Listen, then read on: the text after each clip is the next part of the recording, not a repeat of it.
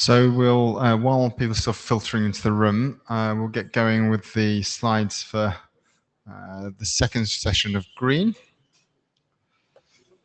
So welcome everyone. So the note, well, put that up for you to have a look. Just a reminder that this meeting is an IETF meeting and everything you do is a contribution to the IETF. By this stage, hopefully you've seen the note well already quite a few times. If you don't know, so aren't familiar with it, then please can I suggest you go and look it up on the IETF website. Note really well that we'll all be polite and courteous in this meeting, and we'll treat each other with the respect in terms of our discussions. So it's fine to have robust discussions and things, but please do it in a polite way. As a reminder, if there's any concerns or complaints, then you can either speak to either Diego or I as chairs, the ADs, or the Ombuds team. So on the more interesting stuff, this is the second session, session 2, and this is focusing on data models. We've got some drafts we'll go through first, and then some updates and reports on the hackathon. And then finally, we're going to sort of have some more discussion about how we progress the green models. We're going to do this in sort of 2 parts. We plan to sort of go through our proposal as to how we want to go forward with this.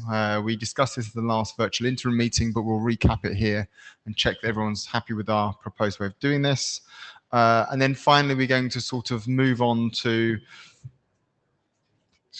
discussing some of the open questions and things. We've had some of these discussions in the virtual interims. We'll recap some of the discussions that were had there, so to make sure everyone's in sync with that, and hopefully try and do some sort of consensus check to see if there's agreement with that direction. And then finally, we'll try and spend some time to go through some of the open issues and open questions. We expect to continue these in further lightweight design team-like virtual interims. And then finally, we'll spend a few minutes at the end just to sort of try and wrap up with some conclusions. Is there any agenda bashing or comments on the agenda? So on the right-hand side, we're looking at for today. No, I don't see any.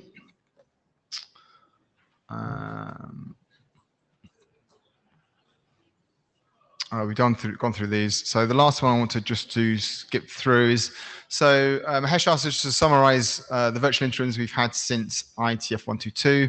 So we've had 3 virtual interim meetings. They were all good and useful. The first one was the 19th of May, which we discussed use cases, frameworks, and terminology. We did a couple of polls, but to summarize those, the first poll suggested that framework is important in terms of the people there, but the work could also proceed in parallel to the sort of modeling work. So that was the sort of conclusion that those sort of polls were leading towards.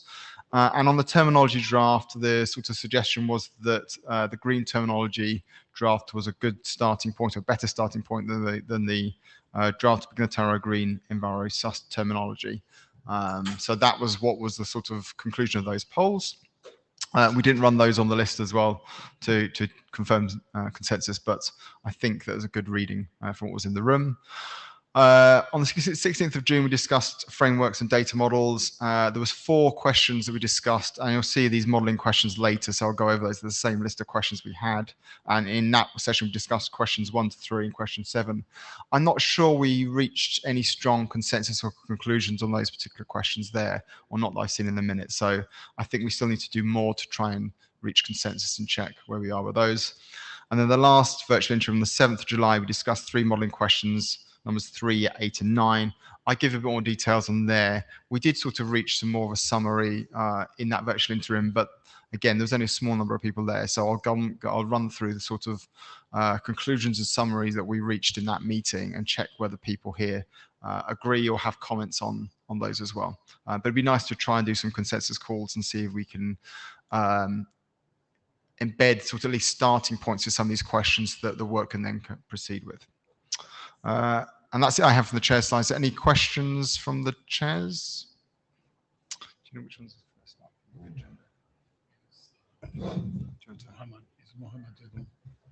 Is he here? The first, we are going to start, as Rob was announcing, about the new draft proposals. We will have a short presentations of three, well, three of them. One is not exactly new, the one from of Petra, but is so our first, the first draft that we are going to consider is the one on the ISAC utilization. I assume it was to be here. You know him. You're off, I think.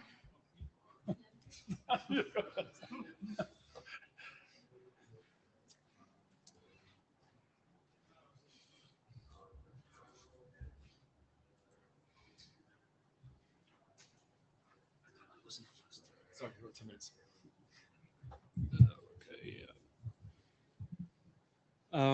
So this presentation is on the draft we submitted on Yang data model for reporting the utilization scores in ISAC.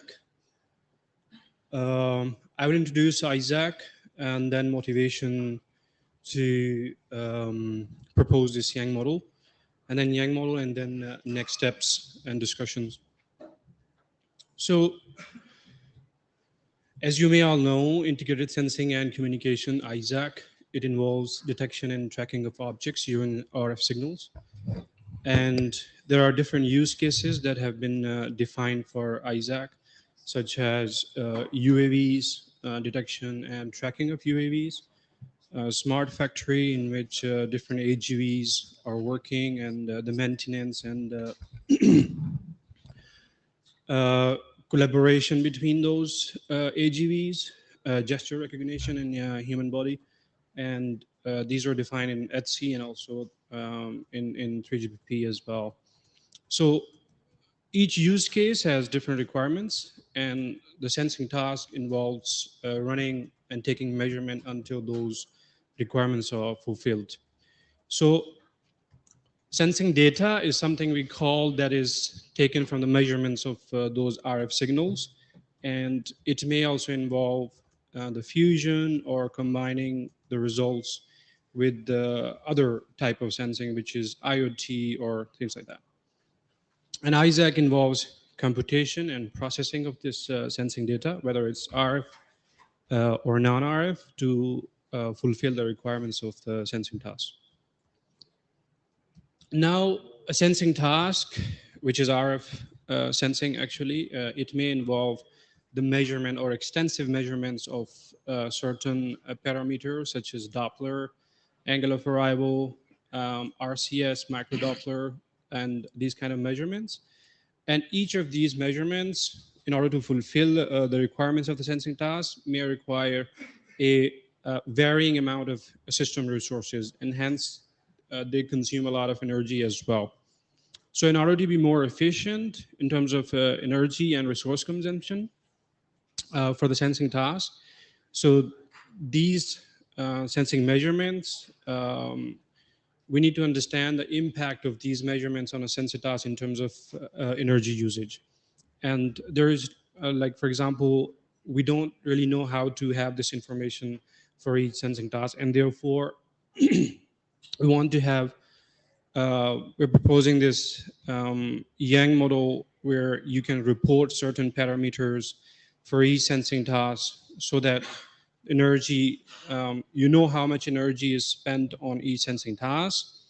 And if we want to take further actions because of this reporting, which is to be more energy efficient actually.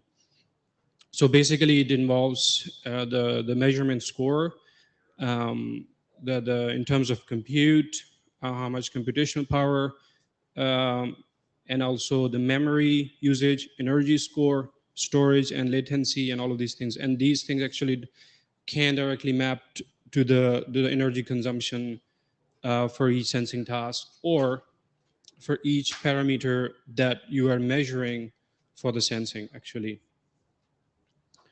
So I think the discussion that I wanted to bring here is that this Yang model, where does it fit in the broader context of the working group charter, if at all?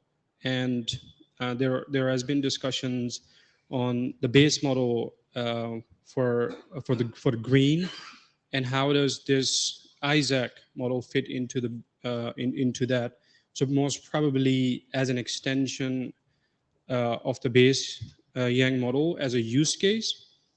So we want to know that if we have that base model, how does it fit into that extension? And so far, the discussions are around the energy consumption for the hardware parameters, for the hardware components, actually, not necessarily on the processes that each hardware component has. Um, and I'm happy to discuss and align further with the charter and also the Yang model discussion that are going on to have this actually. Thank you. Thank you, Howard. Are there any questions in the queue?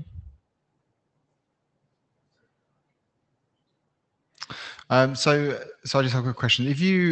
I think, is the use case already covered in the use cases draft? Yes. So the use case is already covered. Could you go back a slide here, please? I think slide 5. So just on this data model, you've got decimal 64 as the type there. Is the score for things like memory, is that in terms of kilobytes, megabytes used, or is it in terms of energy used for the memory? What's your thinking here?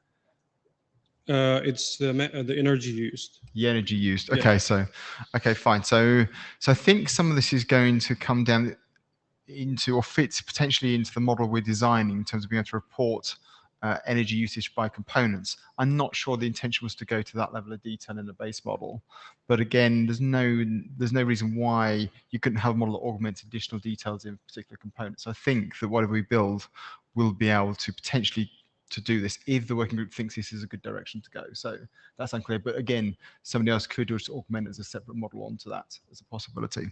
Okay, I mean, if it fits with the base model, once we have that, we'll see that if it can be used as an extension, and if you have any another model that will be on the processes that are happening on that on those components, I am happy to actually align with that and use that as a base model to further actually provide the extension of this model. So I think you should contribute into the work on the base model and make sure that you think there's ways that you can augment in. But if the base model uses components and hardware and inventory as the foundation of how to do that, I think that it feels like it's intuitive you'd be able to augment this in, is my guess. Yeah, I think that's the plan.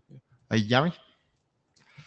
Jari Arko. So just commenting on this, maybe in a similar fashion that I commented on the use cases document on the list a couple of days ago. So I think it's important that we distinguish, and I think you said, but I read your draft very quickly now during the session, so I'm not sure it actually did what you said. You said that you're sort of covering the energy consumption per use case. Per use case? No, not per No, use okay. case. So it's per component. So in Isaac, you have different parameters that you are measuring. So this covers energy consumption by the computation of each parameter, actually, not use case. I don't know what you mean by use case. Okay.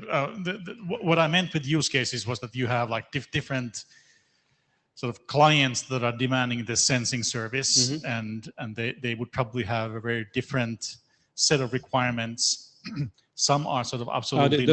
This one, for Isaac use cases, each one has different requirements. That's what you are referring to, yeah. Yes, and why that matters for this energy consumption measurements, that some things you could not shut down, for instance.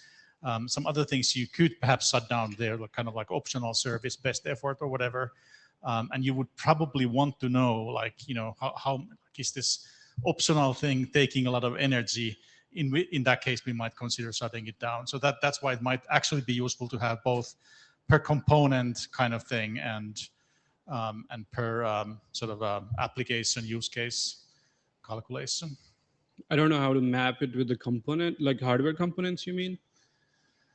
Well, I was imagining hardware components in what I said. I think I'm not fully certain that I understand exactly what you mean by the different parameters that are calculated by Isaac.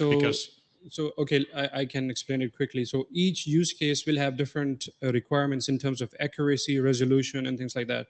So in order to reach those requirements, you can use different parameters to reach there. So certain parameters consume more energy as compared to the other ones. So, but the ones who use more energy, they may be quicker to fulfill your requirements. So those kind of things, like whether we can switch them off or change it based on the energy consumption by each parameter.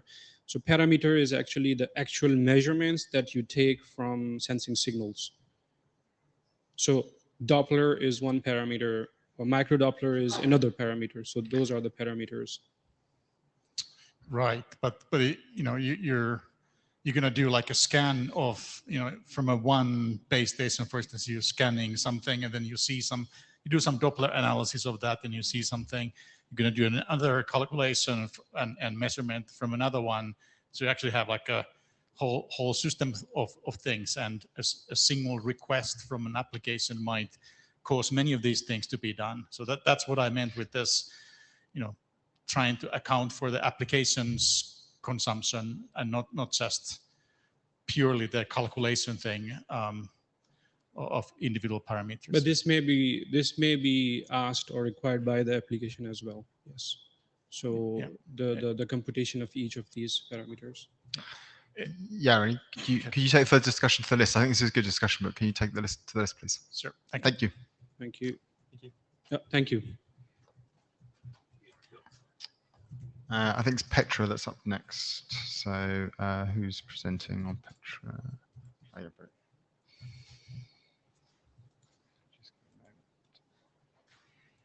Can I use this?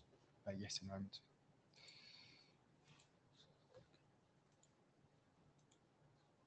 So there you go. Yep. Good. Okay, so let's see if I can move the chat. So this is a quick recap on Petra. You may have seen this presented in the past, so I'll go quickly through what it is about and then focus on what's new. Basically, what we're trying to do here is trying to define an API to get the information on the energy consumption per path. We have defined a Young model that is on the spec. You can take a look. We see a couple of use cases, at least, where this could be interesting, like things like SD1 or to optimize the operator network. This was presented in green in Dublin, and then it was presented in the past in Panergy. And this is kind of the idea with a quick diagram on how you may have different energy consumptions in different paths in the network, and how you may want to know what is the implication in terms of energy for the different paths you are taking. So basically what we are trying to define is what is the right way to ask for this information and what is the right way to provide the answer to that. This is not about how to compute that information. That is kind of a hard problem. What we are after is just, okay, how can I formulate this question and get the answer back? These are the changes since last time. Basically, the comment I just made, right, that we are kind of agnostic to the underlying infra. That was kind of implicit in earlier versions. We have made it explicit in this version. We have linked this to the SDN service model defined in RFC 8309. Regarding the recursive usage, there was some discussion on the draft before.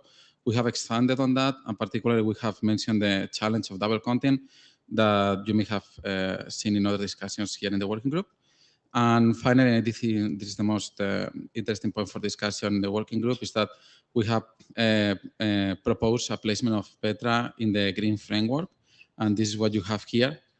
So this is the framework that was discussed in the previous working group session. And there in green, I mean, it's small, but you can see, clearly where this is, right? The framework. So we are proposing to place Petra there as another API from the controller to get information per path. And yeah, just in terms of next steps, we have discussed among the authors to have some incentive discussion on the draft on why would it be useful to adopt this API. But in general, what we would like is to get feedback from you folks and incorporate that. If you haven't seen the spec yet, if you could take a look, let us know what you think, if it makes sense, what would you like to see there. This is about making sure that we all agree in the right API for this kind of functionality. Okay, that's it. No? Well, if I was worrying, I would be taking off my hat because it's just this is a question as a participant. This sounds like something that can be generalized to a general API. A general querying API, right?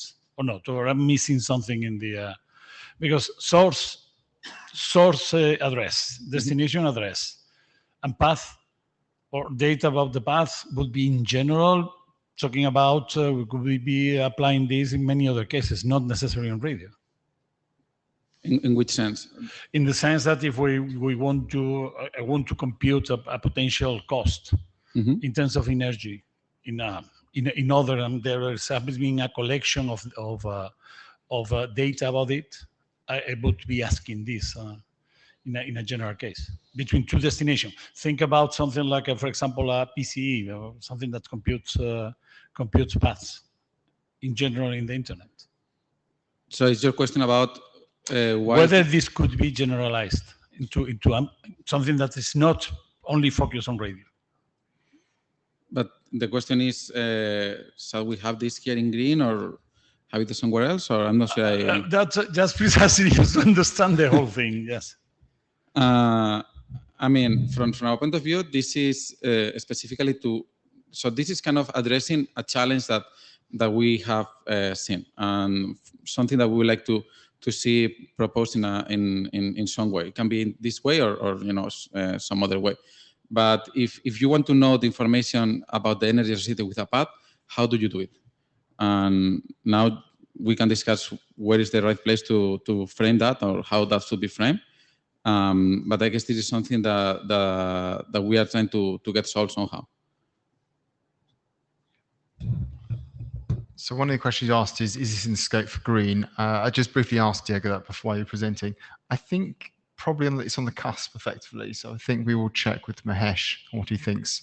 But it feels like it probably is. I don't think it's our highest priority work though in terms of what we try to focus on first, but I don't think that means it's necessarily out of scope. That's just my thought, but we need to check and get back to you. No, that's fair. Okay. Thank you.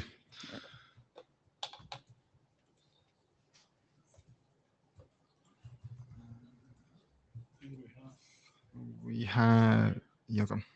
I know it should be connected. That's the point. It's there, right? Yes.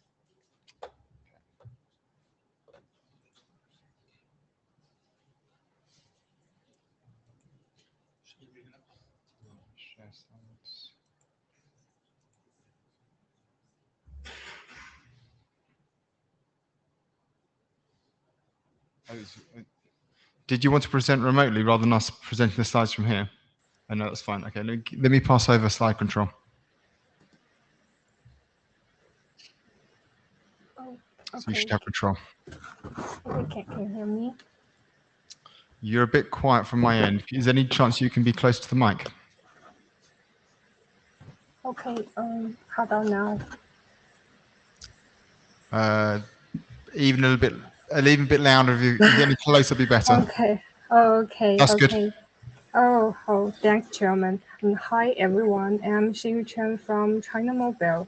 And on behalf of others from China Mobile and CTE, and today let me present transport network level use cases for green, proposing critical energy efficiency use cases for transport network. First, let me address.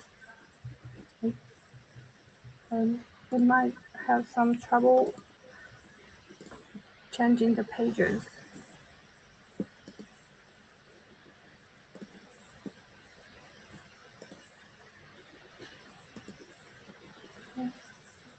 Oh, sorry. I have some trouble in switch the pages. Do you want me to control the slide deck from this end? Oh.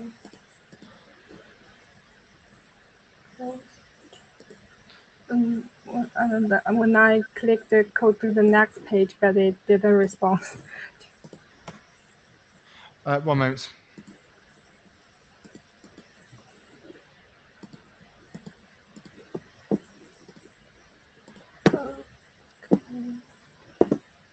So I've taken you to slide 2. Just say next slide. We want to move forward.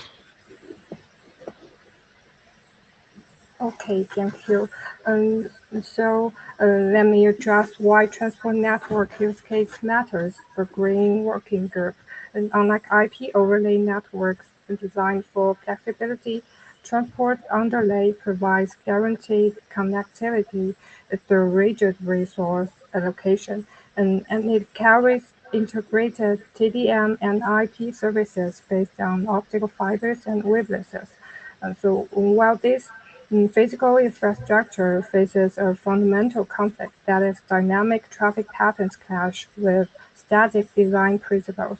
And crucially, transport networks enable multi-layer optimization from transport layer to layer 3, and the energy footprint is massive.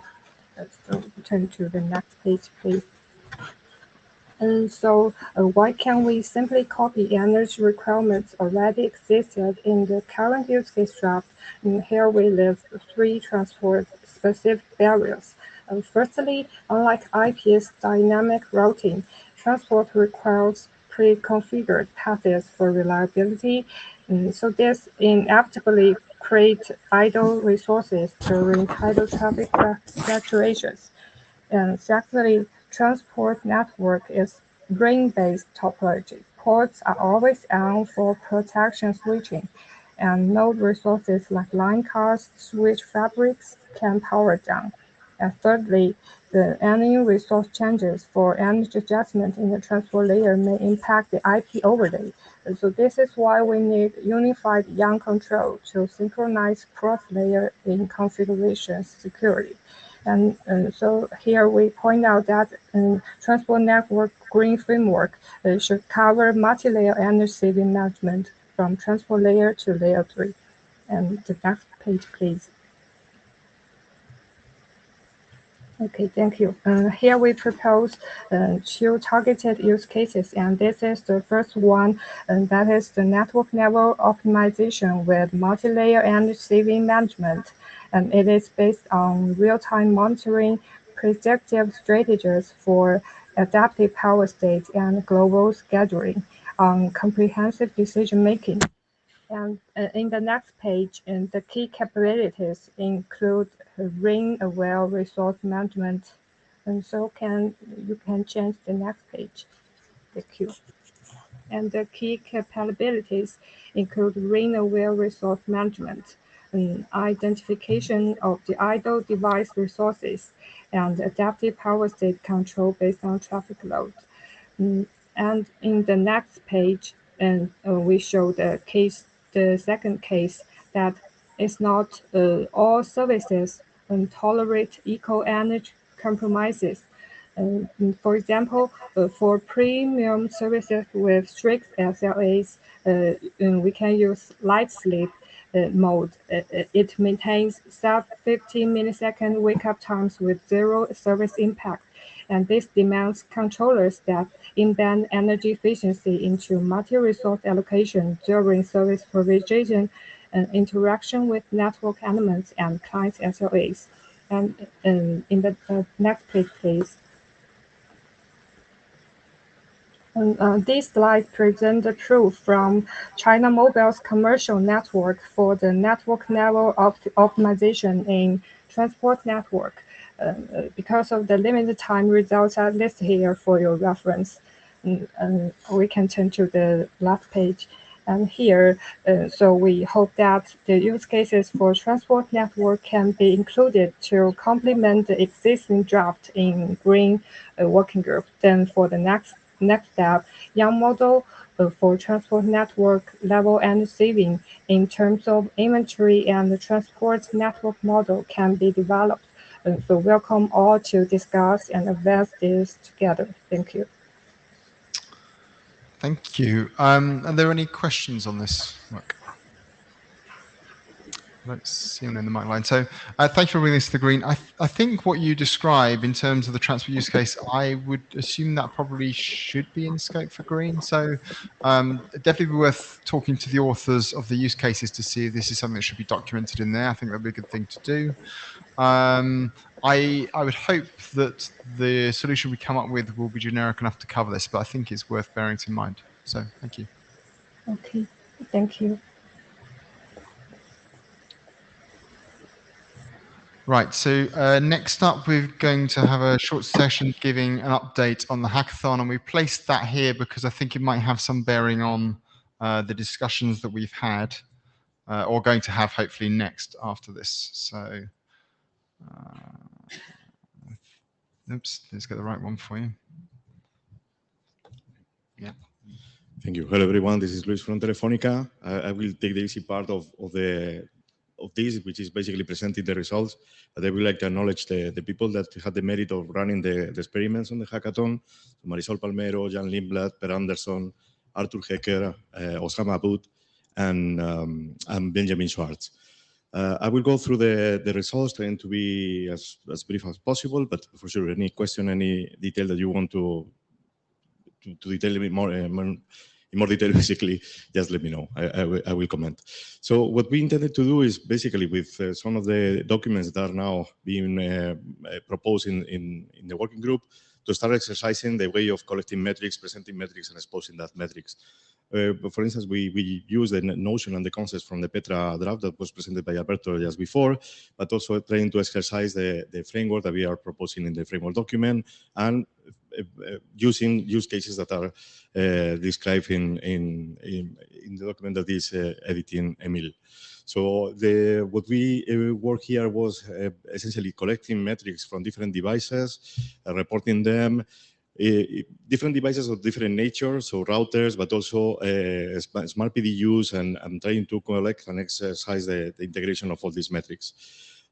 Interestingly, also, we leverage on specific use cases. As said, we use a video streaming use case that I will detail later on. So trying to build this end-to-end notion of consumption that basically we could somehow later on report to the end user so that we can consider further actions on their side. So what we did, so essentially, well, you can see the setup here in the table. The food was not part of the setup, but the rest was part of the setup. We have a video streaming headend and receiver. There is a specific picture for that will become more clear. And also having devices here, a Cisco router in the table, but also getting access remotely to the Telefonica lab here in Madrid, collecting as well metrics from other devices, Nokia device and Smart PDU.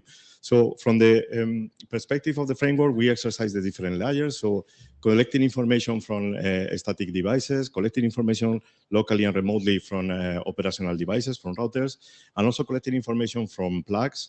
In this case, using the plugs from the Greening of Streaming initiative. So let me note as well that we were able to engage community outside IETF for this hackathon. So I will go very quickly through the setups just for you to know. So what we learned on this, the dynamic modeling, so being able to playing with the load of the devices, collecting the information of the different devices of different nature, and then aggregating all of that. And understanding behaviors of the devices as well, understanding what is the kind of baseline power consumption and how this power increase as long as we inject traffic on the device. This was, for instance, exercised with the Cisco router here, and I will show you quickly. So this was all the people participating in the preparation and the execution of the test. So again, big thanks to all the ones that were involved. Without them, that would not be possible.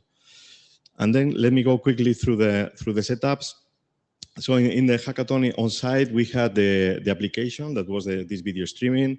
That is basically this is a setup coming from the Exigence project.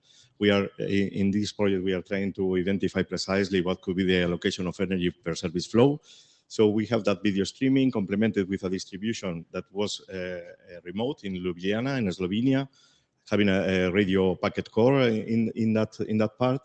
And here, having locally as well the transport, that was essentially a Cisco 9300 router switch provided kindly by Cisco for this exercise. So on site, we had the application, we had the Cisco router, and all of this was remote. We were able to collect the energy being consumed by the flow, the video streaming flow end to end, and reporting that. You can see maybe a very small graph here that was essentially a characterization of the Cisco router from 0 to 1 gig. So basically trying to characterize what will be the consumption. You can see a linear behavior, but let me say that this graph does not contain the idle power. So basically it's the difference for just the injection of the traffic, basically not accounting the idle power, sorry. And this other setup was the remote setup in Telefonica Lab. We have the smart PDU that is from Schneider, a commercial provider with the API. We elaborated, or we created this YAG model for retrieving the information from that API. And again, we use the same video streaming setup as from the Oxygen project. In this case, we were using a 7750 SR1 router from Nokia, and basically doing the same kind of exercise. I forgot to mention, I'm very quick, that this is also part of the lessons that we get. So we tested the energy consumption, we reported the consumption of the different equipment, the video headers, the coding, the packet core, and basically we're working in some ad hoc YAG model in this case for retrieving the information. And this is basically the thing, and thanks so much. Thank you, Luis. Any questions or comments on this presentation? If not, I think it's great that you've organised a hackathon for this. I think for us, for IETF, it's great to have the running code and actually be testing these things, that when we write the draft and the abstract, we don't have the code to go with it, then you get mistakes and things. And so the learning from running the code is great. So please, I encourage you to do more of this. Okay, Thank you. Thank you so much. Oh, Benoit, I think, want to comment, no? Yeah, this time. Go on, Beba.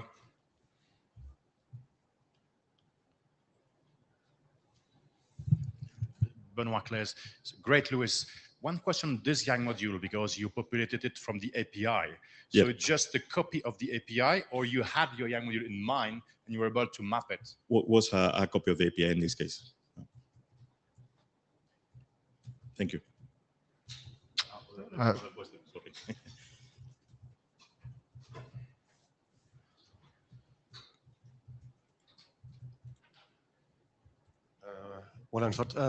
My question is, what was the measurement interval? You measured it in real time? Have you, how you did it? Was a measurement, I mean, we were able to retrieve the information in real time. Maybe cannot be seen very well, but this was the reflection of the consumption of the service flow, passing through the different elements and being reported live.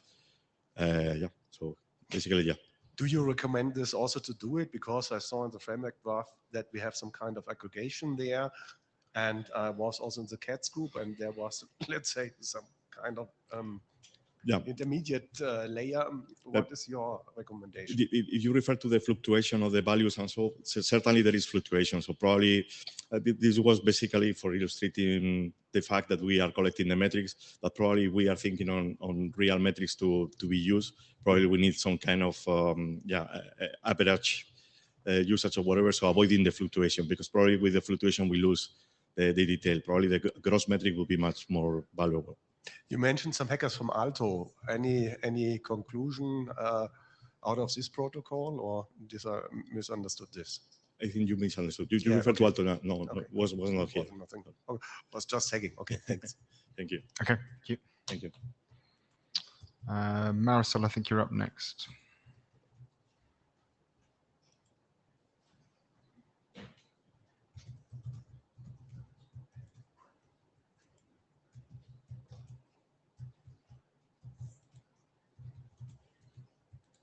Should be moving down, right? This one. Hello, Marisol Palmero. I want to share the practical experience of two drafts that we did implement in the past, and it is still in use. These two drafts were not presented in the Green Working Group. Since we are talking about sustainability and energy efficiency, these drafts were presented initially in Impact and then in the OPSA Working Group as well. But linking to the hackathon, we were using the application that is based in open source today, Sustainability Insight, that has implemented the data model called PowerF that represents the energy consumed from devices and components, including the concept of energy efficiency and this linkage to the carbon footprint from products, right? That is something I want to tune a bit and discuss, because I believe there is an important to understand what is the case that we are looking in the long term. Even this is not a discussion for the Green Working Group. And probably we will be able to learn as well some challenges that we have in the open industry. Basically, I don't know how many of you know about product carbon footprint and how this is reported by different companies. Product carbon footprint is defined as the estimated value that represents the total greenhouse gas emissions caused directly and indirectly in the full life cycle of the network elements, right? And if you look into the formula, this is for the lifetime of any network element. It is basically routers and switches. This is on the lifetime since the product is manufactured. It's transport to the premises where it's going to be utilized. It is used and then is moved to the end of life, right? This formula is based on estimated values. These are not real metrics that we can collect from the network, right? And I think this is a really big challenge that we have as operators or vendors in the industry. If you see the PCF in use compared with the other elements of this formula, is in networking, this is the biggest part of it. It could be compared, you know, in a rate with the end of life 100 times more. With the manufacturing is different than the iPhones for the consumers, where manufacturing is taking the most of the product carbon footprint piece, comparing what it is in use. Networking elements are normally considered to run for a lifetime of 5 years. Servers might be 10 years, but this is non-stop. And these are part of the assumptions that I want to highlight, that the policymakers and the decision makers in the different companies are considering, right? All this PCF in use, it is collected today from data sheets and benchmarking methodologies that are not considering live networks. This is how it is represent the scopes, linking to the previous picture. If you get into the net zero discussions and your company is in there, it represents different, the product carbon footprint needs to be reported by each company, where you have scope 1, 2, and 3. The most, the biggest part of these scopes that the companies need to report, vendors mainly and operators, is the use of sold products. The use of sold products might be similar for vendors and operators, and is the total greenhouse gas emissions is up to that 80% of the total scopes that they are representing. There is no challenge today on the scope 1 and 2 when we are talking about green energy, but the scope 3, which is a milestone that will need to happen in the coming years, is the biggest challenge. And the PCF that I was referring before is linked to this use of sold products that is taking that 70 to 80% of the total scopes, what is something that we have to realize, right? And if we are able to influence those policymakers, that they should be looking to that optimization to reduce the PCF in use that they are reporting, I think IETF will have a good payback as well. Coming back to the metrics that we are collecting and what we are considering, I wanted to highlight as well, when we are talking about accuracy and precision, this is not that much taken into the current benchmarking methodologies. Just when we were in the session 1 for the Green Working Group, it was a question raised about ETSI work and other methodologies that are for benchmarking. This is under lab constraints, right? It's not real time what these methodologies are looking at. And they are not considering many of the factors that we are looking and discussing about double counting. You know, current sharing assumptions is when you have more than one power supply unit that is sharing load into the feed. Traffic, temperature of the device, set up the inventory is important to understand, and the topology for this double counting discussion that we also had within the framework. When we are looking into, which metrics we are collecting from the device, and based on this experience and how we have been looking into PowerF, we are considering the different columns that you have here expressed. The first one, inventory, important to understand every line card, every new line card that is pushed in the devices are raising the energy consumption from the device, because load is something that we have to consider. Power that also is not only looking at the input power, we have to look into the efficiency, and there is a dependency as well on how the device is used, the device, the network element, how the components are used. We could see in the hackathon that when we just connected one port into one of the ports in the switch, we could see this, one of the peaks that were highlighted by Luis as well, right? Then as a conclusion, what I would like to ask the group is to consider in the base data model all these parameters. We can call it differently. We were doing the exercise under PowerF, and we have been using, we can demonstrate that the exercise of the POE, it is considered making the linkage to the inventory and how to relate the different network elements with the access points, in the case that is an access point feeding by the POE. But this is kind of the question and the ask to the Green Working Group to consider, the work that has been done before, and all these parameters that we have been exercising as well on power and sustainability insights.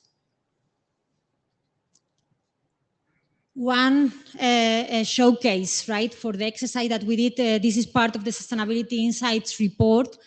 It's this relation between power and traffic. You can see here a representation of a campus switching.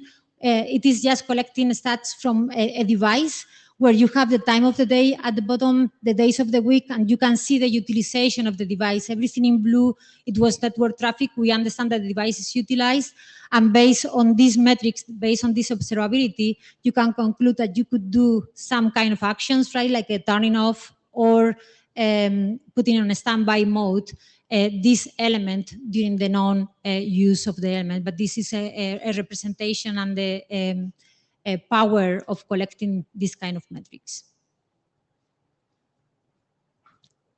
With this, I have finished. I don't know if there are any questions. Any questions or comments? No, thank you for this update. I appreciate it. Thank you. There are backup slides in case you want to know more about the statistics. The carbon reporting is good insight in there. Thank you.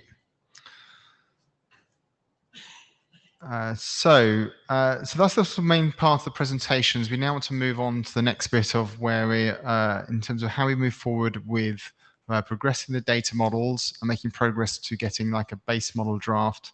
And related to that, I guess also some of this work feeds into what the framework document I think will look like as well, and may feed into terminology and metrics as well. So the first thing I would like to share is the, let's find it, data modeling next steps. So I'll give myself a time of what, 10 minutes probably.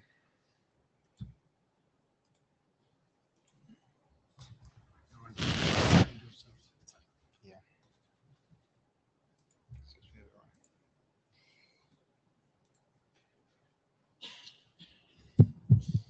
I'll stand here while I talk through this. So in one of the interim meetings, we discussed the idea of setting up a design team. And we asked what the folks in that interim meeting thought about that.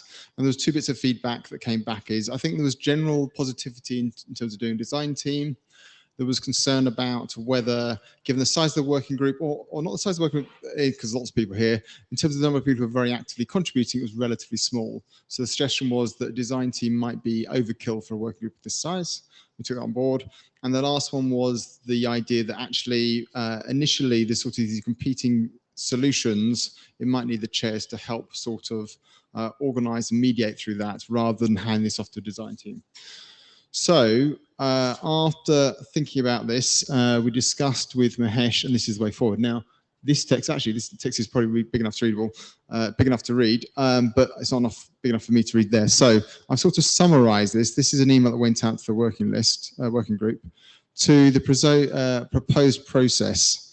What we're going to do is not set up a formal design team because that has various things. We're going to hold very lightweight interim meetings on a regular cadence. Like the plan is to do this on a weekly basis, hopefully for like an hour each week to try and progress this work. They will be interim meetings. They'll be listed as interim meetings, but we'll probably loosen the requirement of having to set a strict agenda.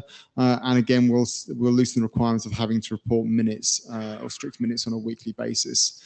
Instead, what we'll do is try and just sort of go through the issues, have it more as like a design team session, and we will then sort of summarize it on a monthly basis. So on a monthly basis, we'll try and sort of have a bit more formality to it. Maybe we'll have a longer one every couple of months to try and do sort of consensus checks and try and firm up some of these issues. The plan, at least initially, is for Rob and or Diego to chair those meetings. So I don't think we'd both necessarily be there, but we would help sort of chair discussions and things. And that's the way to at least to get it started. It may be over time that actually once there's consensus on a base model and draft that we don't need to be there, that the people work together well, and that's fine. So we'll see how that goes. So expect a poll, doodle poll from Diego or I to sort of work out when we schedule these. I wouldn't be surprised if it ends up being roughly the same time slot we had the current interim meetings in the last session, but we will check those. And what was I going to say? So we'll send that out, but we'll re-poll just to check for people's interest and on time with that. So we also want to set up a GitHub repository to try and collaboratively move this work forward. That'll be both used to track the open issues and discussions on there. I think it's fine for having discussion on the GitHub issue tracker for the people who are sort of very close to that work. It doesn't have to be that all the discussion goes to the mailing list. There was some idea about getting the notifications to go to the mailing list automatically. I think that might be a bit noisy, but maybe we'll try and write a script to do summaries. But the plan is that if we reach a conclusion on a particular issue, that summary will be sent to the working group list, and it won't be closed until other people have had a chance to sort of consider and discuss it, as in there's not going to be decisions made and confirmed entirely by the design team without other consensus from the working group. Jan has very kindly agreed to help sort of progress that draft as a base model in terms of trying to get people working together and to sort of work on the Yang and things like that. Jan is a good place to do this Yang work because he's very experienced with Yang. I'm hoping that he can help sort of knock up models fairly quickly and show and illustrate the sort of different choices that you have in terms of moving this stuff forward. The draft is intended to store roughly agreed text, and what we're doing is not complete. And at the end of the day, we're expecting to then do an adoption poll on whatever the design team agrees. And from that, we'll do the standard sort of process. There's other people in the working group who then disagree and choose a different approach. So it's not, again, we're not trying to bypass the design team choices here. And the last point is we plan to use the green mailing list for these discussions.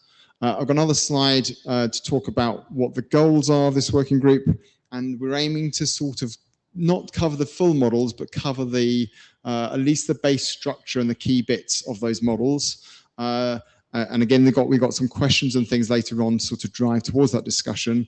I suspect we'll be having a single draft and that as a starting point, and that will cover both devices and network, and maybe higher up the stack if we need to. So we'll start with one draft in terms of reviewing and moving things forward. They can be split up down the line. The idea is to identify common groupings that the models use, And any metrics or terms that come out of this work, again, we'll also allow those to be updated, but it isn't the goal of this design team to come up with new metrics or come up with terms. The focus of this design team is to come up with data models. It may impact other things, including the framework as well. Yes, I've said here that it should take into consideration the framework document. It's not tied to that. The framework document has not been adopted by the working group yet, and that's still evolving relatively quickly. It's quite a new draft. So it's probably a good idea to take that into consideration, but it's not bound by that at this stage. And lastly, to say here is we're not expecting this has to be a complete solution. Really, we're looking forward for a good starting point in terms of this is the way forward, this is how we can get people together, and the expectation is that this is a base model, like the discussion we had about the ISAC use case before, is we expect there'll be cases where you'll have other models that want to augment into this base structure, is my expectation, nothing set in stone. So that's my comments and things on this. Does anyone have any comments or questions on this approach? I will assume silence is agreement that this is the right way to move forward. No, good. So this is the way we'll move forward. So the next bit, we've got about an hour, so we'll start going through. I'll summarize in the next slides what we've discussed in some of the recent virtual interims. We've started to move towards this, and then we'll try and get some consensus on those, and we'll try and sort of work through some of the issues as well. Just a note of comments. I'm not sure that you mentioned this, that when we identify new terminology of metrics, I mean, this process would identify new terminology of metrics. For sure, they will go to the terminology draft, and we're not planning to incorporate things in different places, just in case any of you were thinking about that as a clarification. So will you? Yeah, I'm just doing that.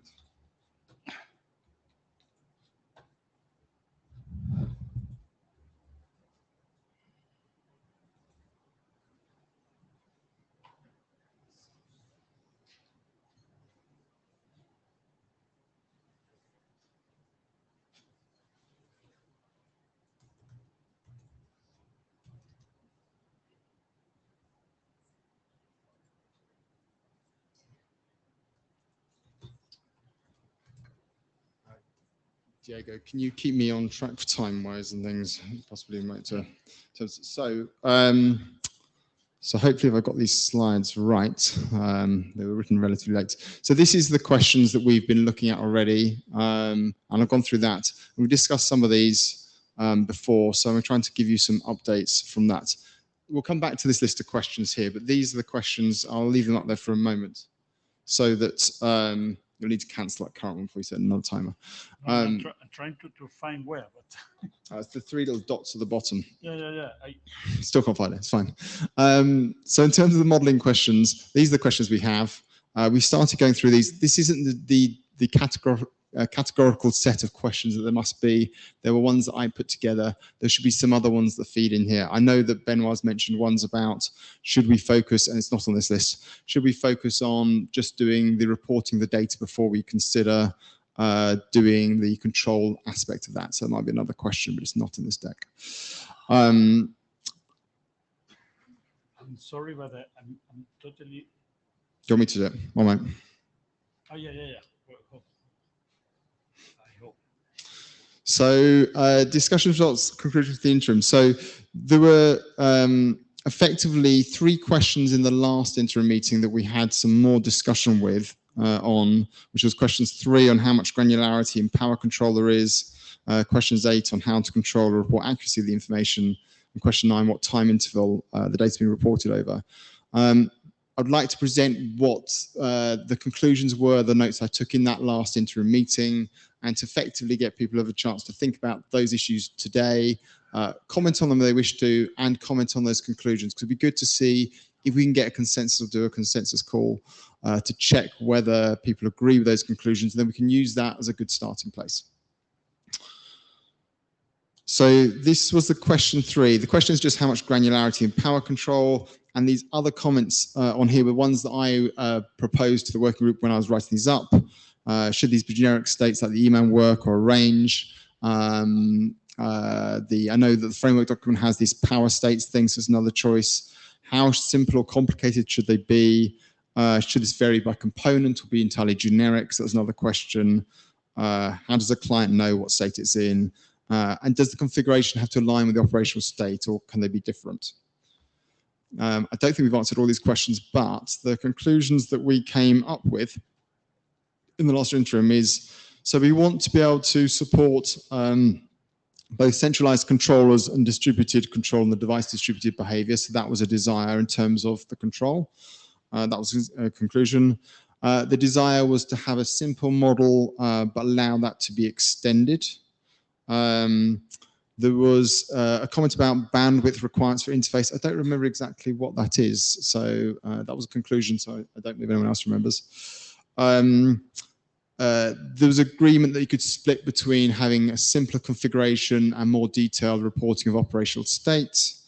There's a strong suggestion that we should consider capabilities, and that's come up in a couple of places where we need to be able to report about what devices can do. You have a very generic component model. There has to be a way that you can find out exactly what things those components support at different levels of the hierarchy, things like that.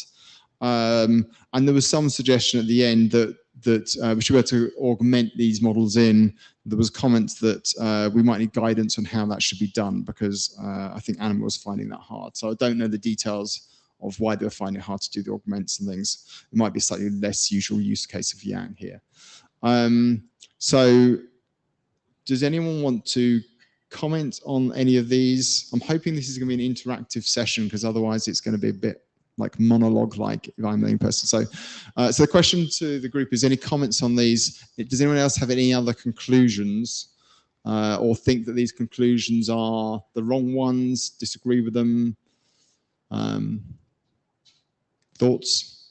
Otherwise, I would suggest that Diego finds the poll tool and we can ask whether, or Benoit. Excellent, thank you, because otherwise it would just be me talking the whole afternoon, evening. So I'm Benoit, I just want to save you, so you owe me a beer, right? So I agree with the conclusion, but actually I don't think they answered the question from the previous slide. Because how much granularity? Should we have generic states or range or simple? So I understand those questions, but I'm not sure that the answer just match those. That might be fair. So, which is fine. So let's rephrase this: is for these conclusions, these points, do people agree with these points abstractly, and we can still keep the question open as to the, like, further discussion is required, that we're not closed and complete on this, but are these good points like in a step of a direction towards a conclusion? I'm not sure you can write a question for that. So, yeah. So basically, these conclusions was what we were collecting from the discussions. I don't think. I mean, basically, in my view, is about that is very much focused on the capability aspects when it comes to define the granularity, and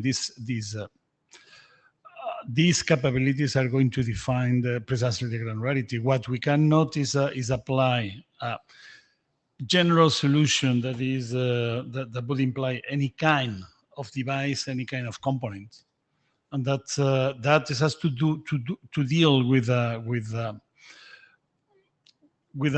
model of the capabilities that a particular device can offer.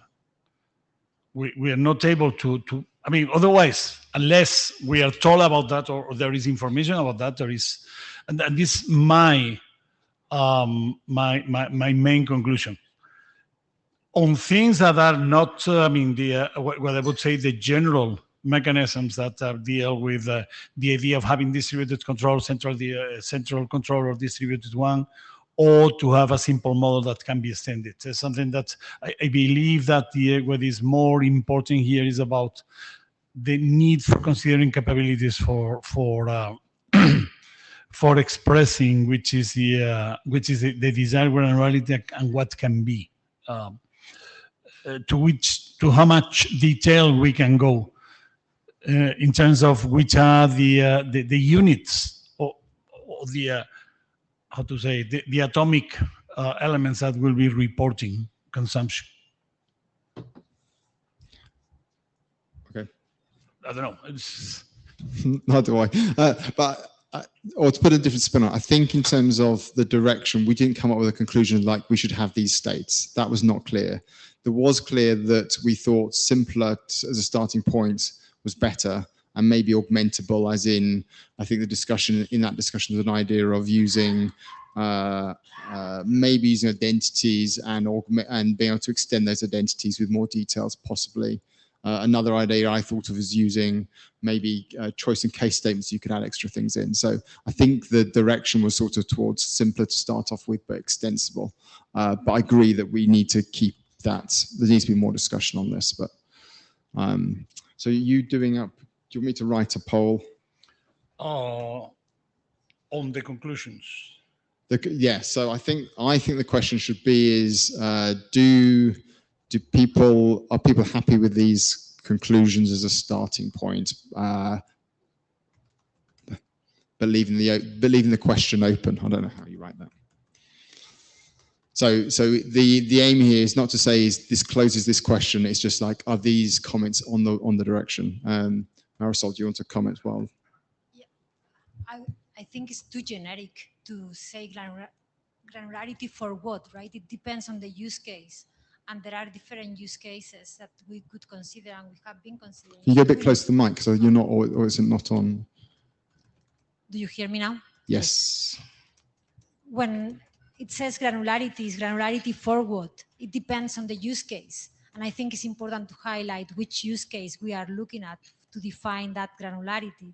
When we were at the hackathon, we had these power meters that they were measuring milliwatts, right? And for certain action, it will be good to measure in milliwatts, but for the day reports or for the monitoring, you don't need to report on milliwatt every minute or every 50 I think that's a different question. So that one comes up as a separate question. This one is purely about when you are trying to control a device and modify, like either turn off a line card or turn it on or whatever, or do you put it in a low power saving mode? Do you have different states effectively? So this question is purely, in terms of granularity and power control, it's meaning what the choices are to going through configuration, going to the device to control the power. So the other one comes as a separate question. We have covered that as well last time. Yes, Mahesh. So, am I okay? A little better. I would agree with the conclusions. I mean, they certainly help us to drive the direction of trying to come up with a definition. And I'm just wondering, when we talk simple, as you said, it could be in the form of starting with some very basic definitions, maybe just on and off as maybe a starting point for the granularity of control, and then add in identities for other states that you might need to have to support other power control states. I mean, that's a possibility, but there was an interesting, I don't see Holger or Nils here from DT. So they had a good comment on this when we were discussing it over the week in the hackathon, and they were saying, well, actually, if the option is simply to turn off a line card or turn off an optics as the way to do power control, we won't do that because there's too much of a risk that it won't come back again afterwards. So they'll keep it up because the concern is they turn these things off and they're off for too long, they simply won't come back up again. So yes, that might be an idea as a starting point, but it might not be sufficient. So we need to get more input in terms of how people will use these things to check that what we're providing is what's needed.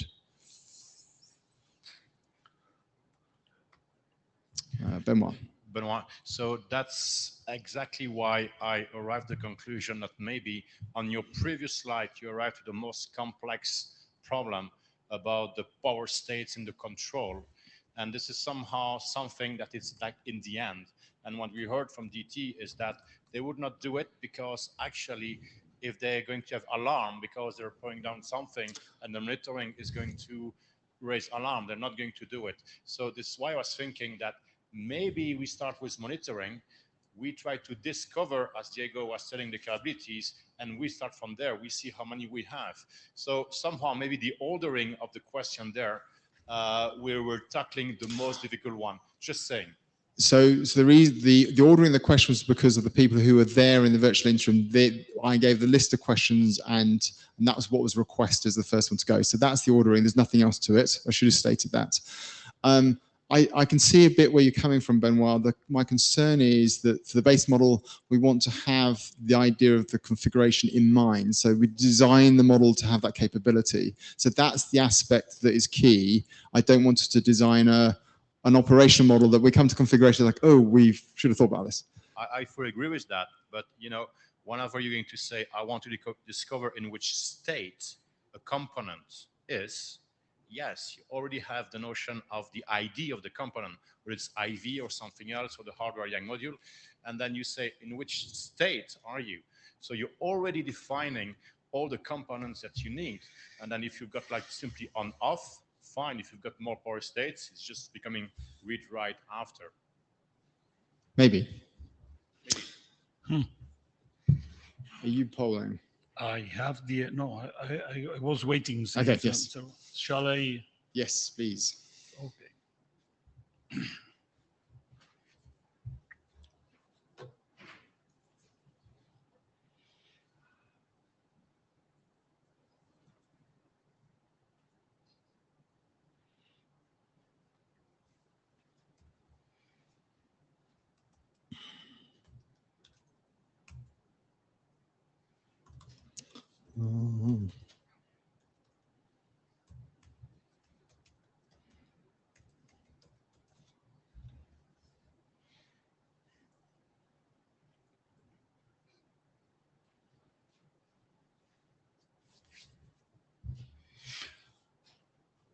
I'll leave this one to you to read.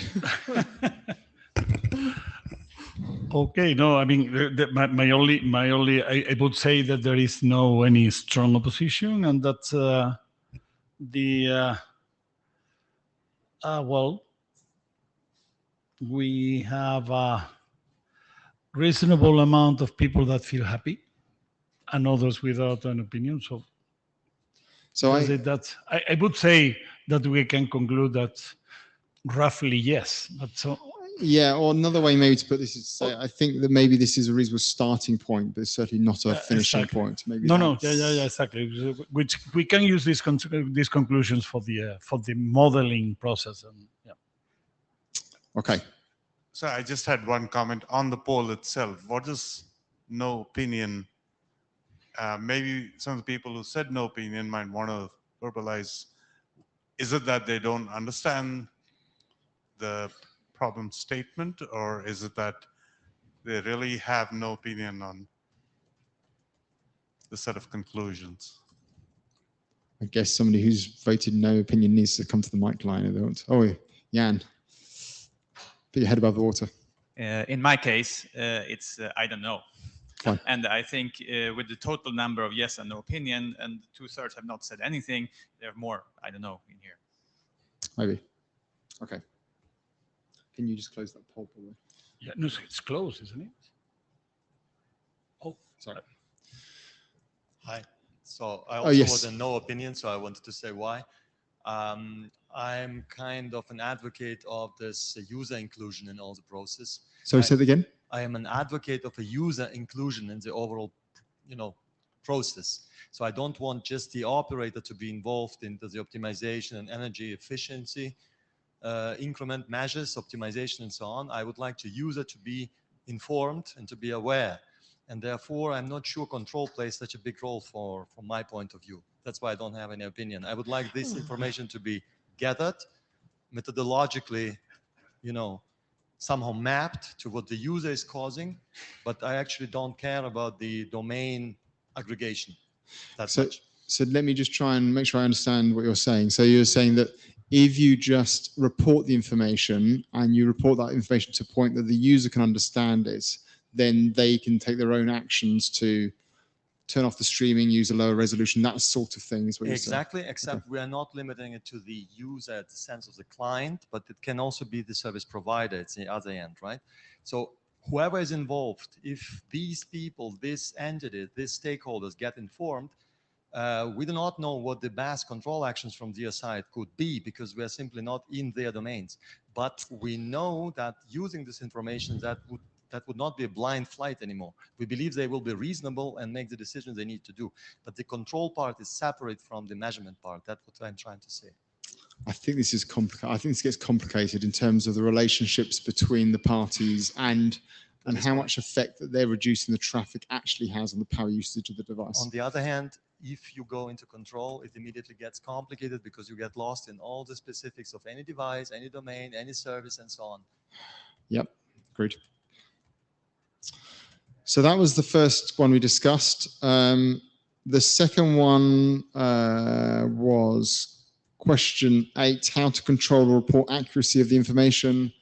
And my comments were, do we define this statically in the data model as to it has a particular accuracy? What happens if devices can't report at that accuracy? Do we have a minimum accuracy required? And we're noting that things like the power usage of a large router or network device is going to be in the kilowatt range, whereas optics might be in the milliwatt range potentially, or watts. And then the observation that floats or doubles might help with this, but Yang doesn't support those. We can emulate them with binary or decimal 64 potentially. And then the question is, like, does the device have to need to be able to dynamically report what accuracy it's reporting this information on? And if so, how do you do that? So capabilities might be a way of reporting that accuracy, or you might be able to report it in line. So those are the questions. As I remember this discussion, we had this question and a question 9, and the discussion sort of morphed to covering both of those. I sort of split out the conclusions from the two. So one of the conclusions is perhaps report the average over a longer interval of time, so quantize the data over, say, 30 seconds or something like that. So that was one of the conclusions for accuracy. I think there was quite strong consensus that there is a necessity to be able to report the accuracy of the information. Maybe within like plus or minus 5% was the value, plus or minus 10%, or I think Jan had proposed another option is to sort of use some sort of class-based system to say, is it like gold, silver, bronze in terms of what accuracy it's reporting. So that's some choices, but the conclusion was that accuracy of information does matter. And there's an observation that some models may use watts and others, which might not be accurate enough. Potentially we could just use milliwatts, but that again might not be ideal in all cases. And there's a comment that maybe we could use 2 different counters. Now, I don't think that any of these conclusions are particularly amazing in terms of or give a strong steer in a particular direction. So that's my comments. So any comments on either the problem now in this room, or further comments in terms of where we do this, or on the conclusions that we reached? This is the interactive stage where I don't just talk at you. Benoit, come on. No, sorry. Anyone else? Or it may be that these are just not interesting enough to. I guess that at the end, well, they are quite evident, but well, we can use them as a. Should we do the same sort of poll? I have it prepared. You are preparing? I mean, it's about the conclusions on accuracy to see what's. Okay. Shall I start it? Yes. So again, I imagine we might get a mix of yeses and might get a mix of no opinions. We'll see if it's any different though, in case hopefully people had enough time to read them.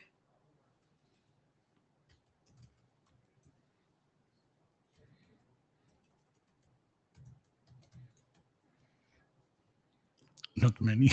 There's not many votes, which may mean people haven't had time long enough to read them, or don't have enough opinion on whether this is useful to do.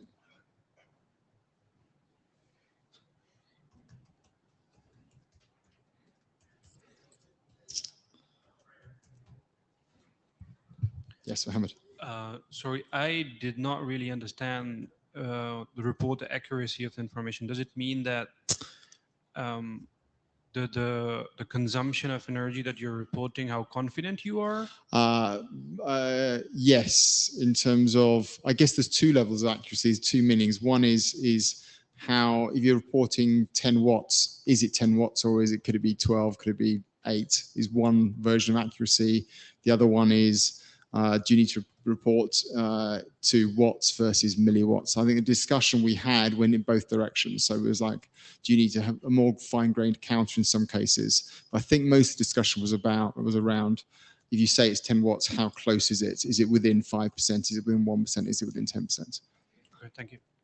And I know, I can't remember who, again, it might have been DT, were doing some experiments with this where they were looking at a particular vendor's routers and comparing its power measurements that it was reporting relative to a power meter on the input power going to the device. And they found that actually there was very strong correlation for most of the case, that the device was reporting the data with good accuracy for whatever that is within, I can't remember what the values were, but actually they were surprised, I think, at how accurate the device alone was. Okay, I'm gonna close it. Or Mahesh is, yeah. So I just had a question about the last conclusion. Between watts, milliwatts. I'm wondering if you have a counter that is not decimal 64, but say is UN 64, big enough that can probably be defined at milliwatt as a basis. Do you think that, and the fact that you're capturing this over 30-second period,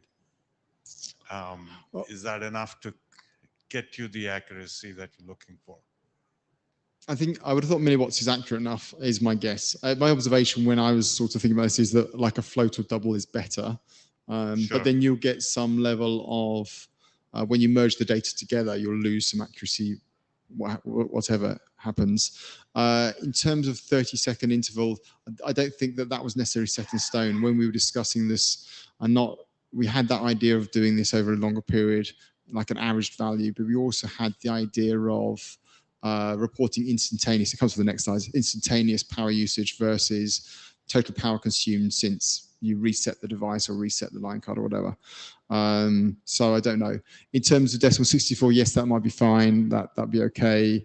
But it does mean that milliwatts may not be the useful value that most people want. It might be slightly less helpful, but and that's why the suggestion of maybe 2 counters is the other alternative. So you give the flexibility. So those components that want to report in milliwatts can, those who want to report in watts can also do that. And then I guess it makes the code that's aggregating this slightly more complicated, but seems fairly easy. Yes. A short clarification question. So you can only report accurate if your measurement is accurate, but this is a prerequisite. So you have discussed it, and this is not discussed, was not the problem. Measurement you define as accurate. You need to measure the power and then to report. I see this as 2 independent, let's say, problems.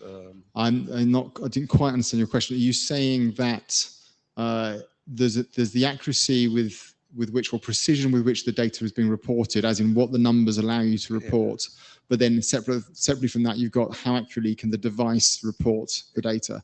I think the one that we care about most in this sort of thing, that they're both important, is how can you report how accurately the device can report the data, as in when you aggregate this data together, knowing whether it's within 1%, 5%, 10%, no, 100% is important, because when you start to aggregate, then that matters, because your values, if you aggregate like a 5-minute average and you're aggregating those averages and you're sampling them every 5 minutes, you may end up with something that's quite skewed off depending on the actual power usage of the device.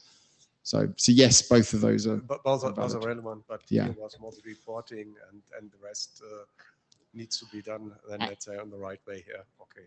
And my expectation here with these conclusions is a slightly strong word, is in terms of, it was like, this is what was summarized in terms of discussions before.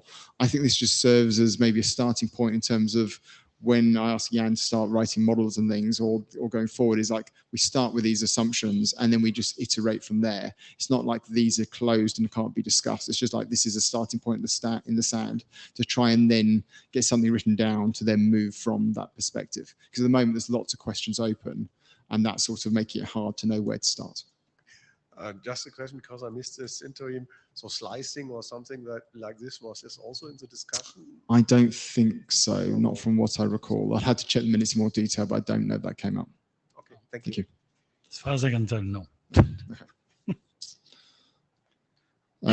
Okay, fine, great. So we covered those. And then the last one was what time intervals is the data being reported over?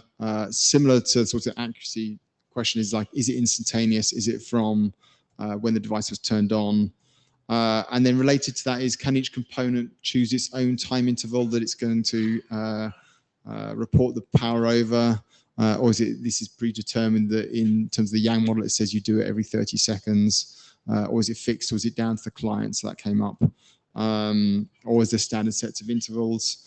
And I think that the conclusions we had here is that I think being able to report the instantaneous power that's being used by the device at that point in time is useful. There was some suggestion that you could just sample or whatever period you wanted to do for whatever level of accuracy you want. I think at the moment for lots of network devices, there's a limitation as to how quickly you can sample them anyway, and that you may not get a very accurate power usage just by sampling, potentially. So the other choice here was to report the power consumed since the device was, or the component was last reset, either when it was powered on or when somebody did something to reset those. And that then means you like to get a more accurate value over time, in the same way that interfaces report like packet counters since they were last reset, rather than the instantaneous packets sent to receive from the last time interval. But it puts more burden on the device to be able to do that. So I think, again, in the discussions we had, there was some suggestion that maybe doing both of those might make sense. But do we want to have both of those or not? Yeah, Rob, yeah, do come up. I'm just going to cover the last ones. So, and then in the same way we said about perhaps reporting over a longer period of interval. And I don't know what some existing modules say. I think I've lost what that means. Maybe that's cut and paste error from the conclusions. Rob? This is splitting hairs, but I think we need to be careful with terminology. So from a physics perspective, instantaneous power varies with the cycle of the alternating current. So just be careful with definitions. Fine, that's okay. As long as you don't go for, is it precision versus accuracy that one of the ADs buried me with at some point in a review. I can't remember who was very involved in physics, but yes, that's fine. One other thing, I don't know. It would surprise me on the question of should the time interval for all devices be sort of set in stone, or should the device be able to choose? It would surprise me if all devices were able to integrate the power over the same amount of time. Yes. And by instantaneous here, I'm not sure whether it genuinely means instantaneous or whether the device would naturally do some average over a small time period, which is what that would be, like maybe like a second or a millisecond or half a second or something. I don't know. I think there's lots of complications here. I think we need to write something or start writing something and then iterate on that point. Here probably when we're talking about this, one thing is about the power, the power that is being consumed on the one hand, and the energy that has been consumed during a period. Probably the device is, I mean, for a device, it's easier to talk about the power that is being consumed, because it's something that can be measured in an easier way that you have something that is accumulated. I don't know. I mean, I'm not an expert on the hardware and how things, but on the other hand, at least for an operator, I don't know, for a user that is Arthur is so much interested in, what is relevant is the energy you're consuming, not that particular peak of power consumption. So what do you mean in terms of the energy? Do you mean in terms of where the energy is coming from, whether it's green energy? No. or What I mean is about how much energy you're consuming. I mean, it's about. It's not a matter if it's a matter of talking about kilowatt hours or joules, and not about watts in themselves. Mohammed, yeah. My question is that why do we really need to reach on the conclusion of this, that how often it needs to be reported, or shouldn't it depend on the use case, the capabilities of devices? Right. So why we want conclusions? Because we want to define a common base model to start off with. So it's a matter of trying to get that balance between what does the Yang model that we define, what's that constrained by, how generic is that? Because you can make it super generic and it covers every use case, but then it's much harder to consume that model because it's too generic.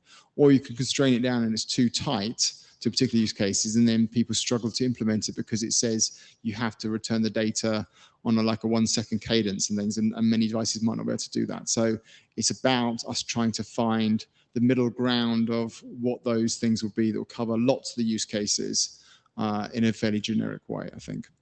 Can we not keep it flexible? I think it's then harder. If it's very flexible, it makes it harder to aggregate the data together. So you make it easy. If you make it very easy for devices, you make it harder for the aggregators, I believe. Whereas if you make it sort of more constrained, then you make it easier. But I think Jan's made a comment in the past about we have to be able to handle existing devices anyway. So there's a level of flexibility at the controller level that will be required. Benoit. So Benoit here. I have to agree with Mohammed that basically we just report in this case power. I mean, it's like interface counters. I mean, it depends. So basically, in the end, this is just telemetry. Just happen to have green related metrics, but it doesn't matter, right? If you want 5 seconds, you want 5 seconds. If for whatever reason you want 30 seconds, 30 seconds. And I say that for power, but Diego is right. This is kilowatt hour that we need, which is way more interesting, for which we're going to have most of the use cases. So this one, I would say, I'm going to vote yes, but basically, to me, just telemetry. Okay. Do you want to do a poll on this?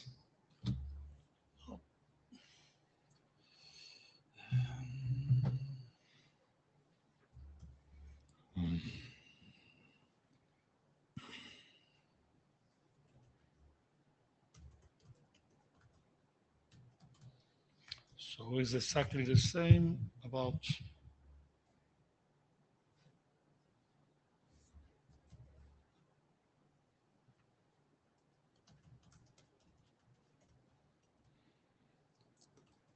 Everyone's got some time to vote on this one as well.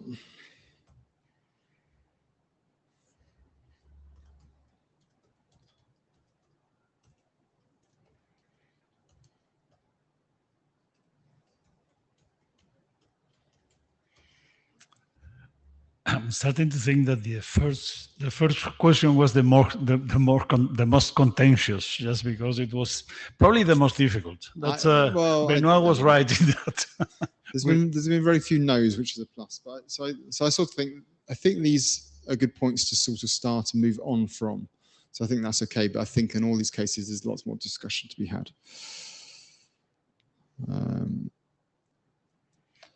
So I think we should close. I have to close that now and move on, I think. So there's one no. Who's the no? Oh, that I was about to say that at least nobody was unhappy. That, I'm sure, yeah. 2 no's. 2 no's. I'm in trolls by the room. Do they want to speak to the no's? Well, 3 no's. So I put a no exactly because I would like to have kilowatt hours and not power. I would like to have energy. Okay. Sorry, it's different to me. Fine. Because not all the services are continuous, so you cannot simply integrate it.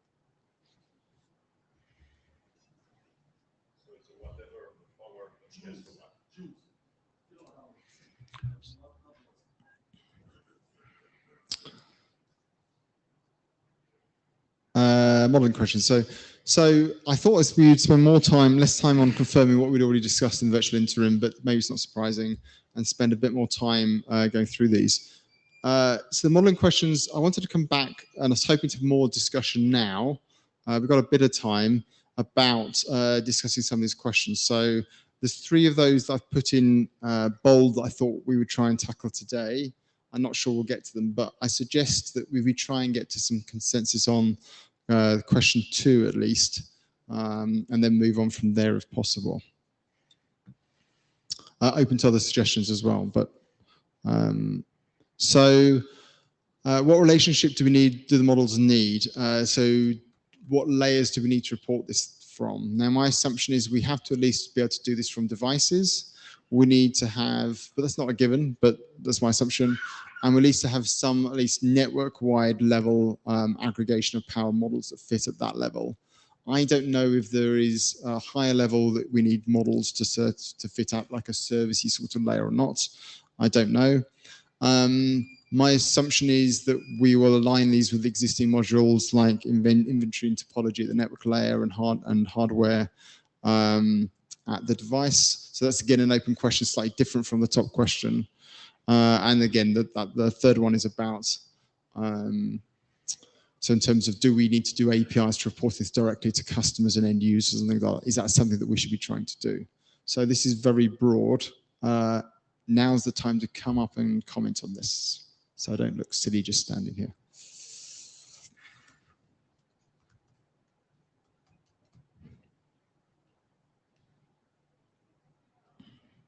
So sorry, Mahesh. So as I was thinking about, of course, device component makes sense. What does it mean to have network level power consumption? Okay, so I've got 2 thoughts here actually, maybe I'll be very clear. So a device itself needs to be able to report the data from the device and split it to different components. So you need to be able to report the power for different components on that device.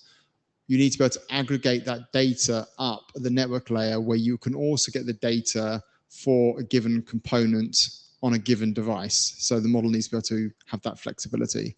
But there will also be the case that I think we will want to be able to report some level of power usage across the network by or paths across the network or devices on the network. That's the thing. So there's going to be some level of aggregation and ability to aggregate across that.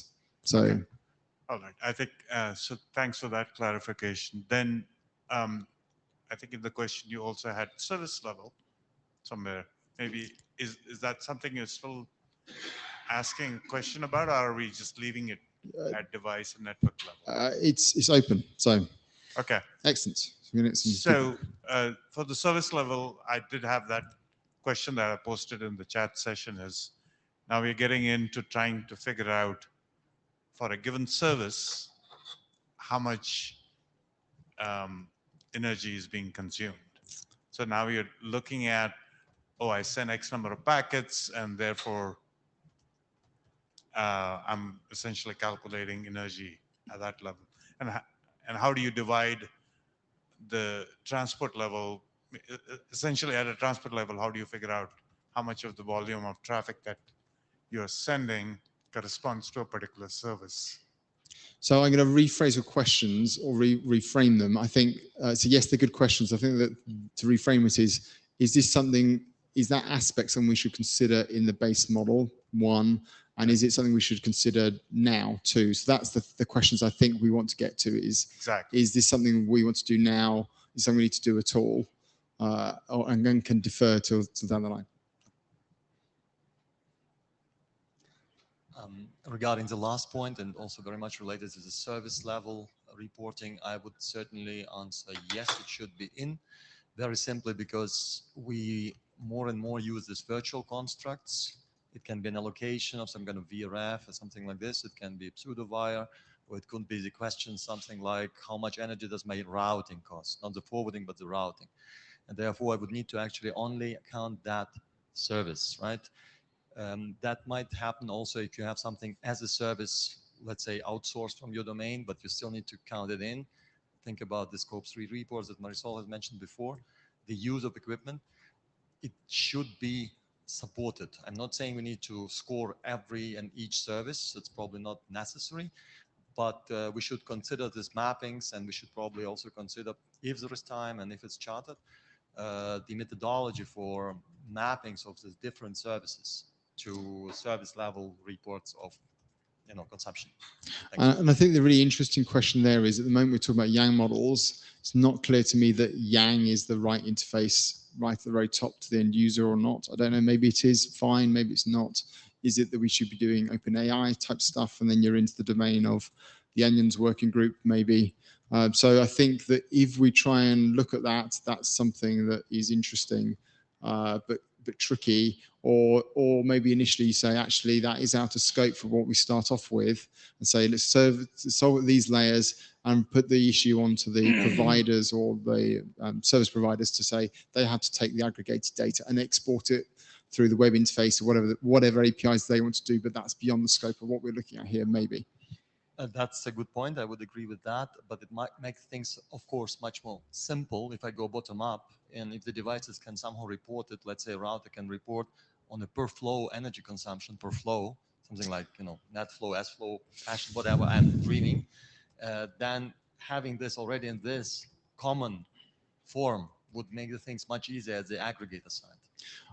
And just on that again, per flow in particular, I think that's a tricky problem. And it might be tricky with the existing hardware to do it. So again, I think we need to pick and choose carefully what we bite off to start off with, and say, let's try and solve these simple ones, get the model working for that, and then iterate in the more complicated cases. Jan. Yes, on the first point there with device component network levels, I think we may need to be more flexible than that, so that individual operators can choose which levels they measure on for several reasons. I mean, one is the fan out. Might be thousands of devices that are supposed to report at one point, maybe too much. And also maybe they want to report by, say, department or something else, who knows, or per rack. That makes sense in there. They want to know this, and they should be able to do that. And on the last thing there, I think we eventually need to go to report data per customer or per something like that, because we have EU regulation coming in where you have to ask your suppliers for the Scope 3 emissions, from what have you emitted on behalf of me? And to be able to answer those kind of questions, we need something like that. So that last point, I think, is critical to understand what the requirements coming in are and making sure that we cover those. That's important. On your first one, I wasn't so much meaning the aggregation points as meaning, do we need to define Yang models for devices to export this data? Do we need to find Yang models at the network layer to be able to aggregate this data? That was what I was more thinking in that question, but your comments are also valid. There's many questions here. Benoit. So Benoit, if I try to decompose this, to me, the key point is that the device and the component must have the right identifier, right? So we did actually in the EMAN working group, you wrote the entity MIP version 4, and there was a very good reason why the entity MIP version 4 was done in EMAN. This was for energy, because if you recall correctly, I was looking for the diff, you added like an UUID in there for all the components, the physical, the logical, whatever. So if the hardware can support all of the components, this is good. The key point is that we don't want to invent yet another Yang model which is going to have its own set of IDs. So we must be linking to what? Not the entity MIP, but the hardware Yang module, which is the RFC 8348, which refer to the entity MIP version 4, because there is a UID. So my point is that we must choose the right way to have the indexes, or the indices, from the hardware Yang module, or from IV, or whatever. That's the first thing. On the services and the user, it would be great to have that. I wish to be able to report the energy per user, but how do you do that? The flows in a hardware, there is no way to get the energy per flow. You could kind of estimate it, not yet, maybe there is. Right now, I'm sure there is not, right? So if you got an N3 VPN, you're going to say what?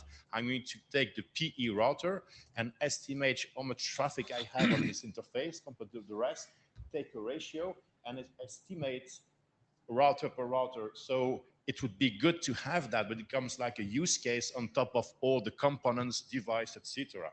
So on the network, yes, we could do it. It's the sum of all the things, except that the double counting that we discussed briefly in the hackathon, we should take care of that. Yeah. And so I think... Please go ahead. I was going to say it's an interesting problem in terms of flows. To at what point do you do that estimations of the flows and traffic? Is that something the devices should be doing? Should be done higher up? I don't know. But obviously using other data from the devices, other telemetry like packet flows, energy usage across the entire device. There's so many different ways you can calculate those estimates and choose how you're going to assign cost of the device usage to those flows. It's interesting. Because in the end, we're going to be bound to whatever router and switches can report, right? So we could have like, yes, I would like to have per customer, per user, but if it's not implemented, then you put an RFP to this Yang module in which you need to have a new hardware, which is going to cost you 5 years to do it, and it's not going to happen. Just a comment. Let me just comment on that too. Today, Ernst & Young is helping the big corporations to do this. So they are providing numbers already today, and I think we should help them somewhat. And we don't need to be perfect or anything, but we should get, right now, they are probably best estimating based on customer revenue or something like that. 2% of the revenue, 2% of the emissions. We can do better. So Jan, question to you, because actually, I believe you're right, I believe I'm right, but maybe we speak about two different Yang modules. I speak about what you can collect from the router, right? And you speak about what you could report there with some estimation. So something we have not discussed is that there are two levels of Yang modules. Northbound with some use cases, and southbound what you could collect. What you could collect, you could not collect it, but you could estimate it northbound. But my question was whether there's a third layer, like do you have a service layer set of modules that are then reporting it per service and things like that? As a potential try to put these two things together, we could still report the kilowatt hours and the consumption and just add some kind of external explanation document and URL, which is explaining the methodology, how this has been done. Has it been measured, or has it been somehow mapped, estimated from their data according to the use case? But I would keep the metrics simple and homogeneous. That's what I would be doing, but it's because to hide this complexity, otherwise you would be ending up with zillions of Yang models on a per service basis, Yeah, which we can't. I don't think we want that. I think we want to find some common basis that covers a lot of this and then allow augmentations in for the particular point use cases where it matters more. But what we get, your point on guidance on how to use these and how to interpret these, I think that's actually a critical one. I think that's something that we should try and make sure that's in the charter because I think that's important. Regarding this, and when it comes to the augmentations, etc., something that came to my mind during the some discussions before this meeting is that, in my view, ideally, the modeling at the different layers or level or whatever, whether it's device, component, network, should be as regular as possible. I mean, we are reporting energy consumption under certain conditions, and whether we're talking about a device, we're talking about a network, at the end, whether they are aggregated, because that would allow us to use, for example, when talking about the network level, we can, networks very often, and we're talking services, etc., would cover probably different domains that will be incorporated, etc. So the idea is, if possible, and that's something I will try to insist to make them as regular as possible. So the base model is, well, if not equal, at least very, very, very similar. So we're talking about the same build, the same constructs, the same structures, the same leaves. So we will see, we can tell that we are analyzing energy consumption at whatever the level, and we can jump to one to another and do the aggregation in a regular basis. That would be, I think, is a highly desirable property, that we don't invent totally disjoint models for the different levels we are considering. So trying to think if we can draw conclusions from this and poll on them. I don't know. So the two questions I have that feels like there might be some consensus on is that, one, we need to be solving this at the device layer and also at the network layer. So without saying any more, so I wonder whether that's something that's worth asking. Mahesh, do you want to? Oh, you got a summary coming up. That'd be great. Yeah, Yeah, so I took a moment to go and read the charter to figure out. Oh, yes, good. So very specifically, it says developing Yang models to enable measuring and reporting of energy usage through metrics and attributes at component, device, and network level. Period. Yes, that's fine. I think this is a different question though. Yeah. So True. you could solve that in the charter by just writing a network layer Yang model that's able to report devices and components and networks. Right. Whereas the question I'm asking is, do we need a model on devices to be able to export this data, as well as the ability of the network to sort of aggregate the data? Okay. I mean, I read it as definitely till network level, but there's some discussion about service, and I'm saying no, that's not quite okay, in fine. the initial charter. Fine. That's a different point, yeah. I sat back before because I wanted to clear maybe my point. When we discuss about the device level and the network level, before we had a question on the accuracy that is the reporting. I think there's the accuracy at the device level, which can be more or less accurate. Yep. But then if you go to the network level, the network operator, or whoever is reporting the network level measurements, is going to have a total different accuracy reporting, because he will know what devices are missing in his network. So he's going to have a modeling to build in order to say, okay, I'm reporting this at the network level, but my accuracy may be this far off because I know I'm missing those device elements, which is not reporting. I completely agree, and I think pragmatically the solution is going to be the aggregation node, the collector, is going to have to do its own estimate of what it thinks the accuracy and report what it's, even if it knows it's collected all the devices, it might say, actually, I know with high accuracy, I'm giving this exact data. Or if it's estimating some devices, it's going to say, well, this is the best I can do. But everyone is going to be trying to do the best and be as close as they can be. And maybe if there are devices that are missing the reporting capabilities in real time, Yep. maybe there will be some specific work that the people who manage those devices will have to do to try and build models to try and estimate as best as possible based on traffic that's going through to be able to complement the network reporting. But that's something, as we were saying, it's going to take years before all devices start reporting this. I mean, it's not going to happen in short time. Yeah. And it's like data sheets and things and things. And Jan's made this point, I think, before, where you've got to work with the existing devices there. You have to be able to build on the existing stuff. We can't. This is not a greenfield deployment type scenario where we just use everything new. We've got to cope with old and new. We have 8 minutes left. Okay. Well, we'll do some very quick polls. The polls on is: do people agree we should be solving, basically writing YAML models at both device level and network level? Can we just poll for that one?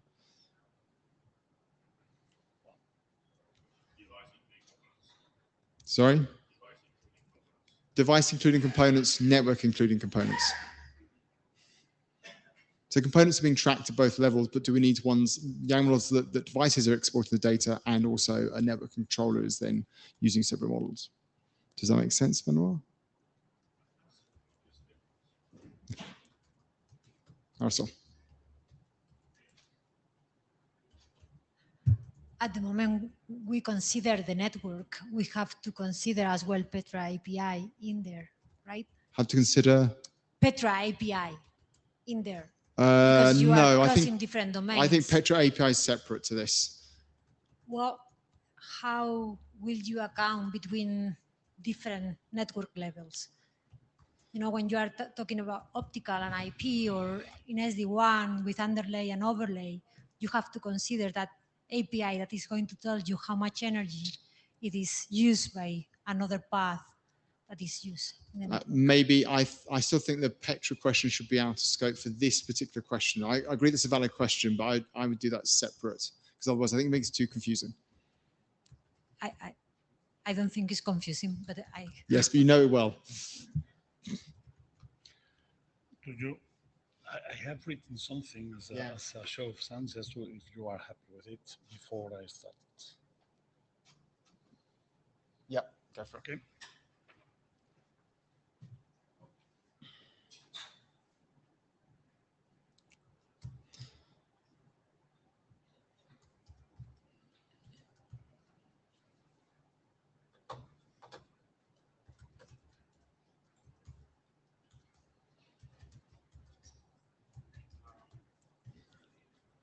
So this looks a fairly clear one. So I'm not going to suggest polling given the time. Just waiting for a no, just to have Oh, yes. a little Yeah. bit. Come on, nose, stand up. No, sorry. So I was just going to say, I don't think we should poll about the customer use case side, because I think there was a comment from Mahesh about the charter anyway. I think, well, thank you, everyone. So, is that you, Rob? No. The nose disappeared now. So Mahesh commented about in terms of what we've charted to do. So I think we will take the customer aspect offline and look at that one. The other one, though, I think is worth polling about, because I'm not sure if it's in the charter, is about the customer, the like usage documentation or guidance. Is that worth asking? Because I think that's something that actually was really good to come up. I will close this. That Yeah. looks like a Bulgarian Yeah. boat.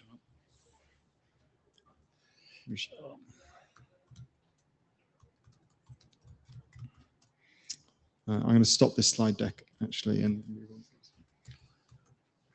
Call it usage practices or usage. Yeah, usage guidance. Yes. Usage guidance. Well, this is the last one for you.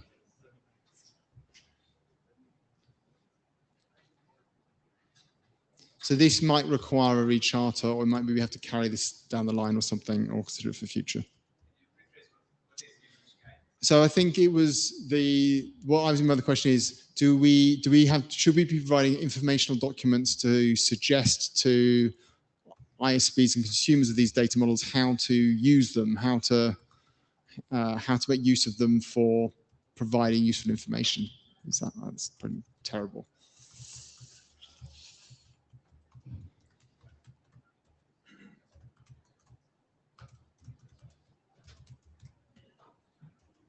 Oh, a couple of no's. Do the no's want to come up? So if somebody's voted no here, is this that it's not clear, or does anyone have any comments on Benoit?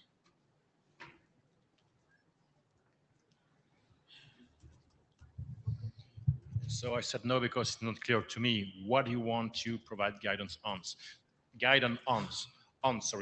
Because the router is going to provide what it can. So do you want an RFC to provide guidance on what you want to set of next hardware?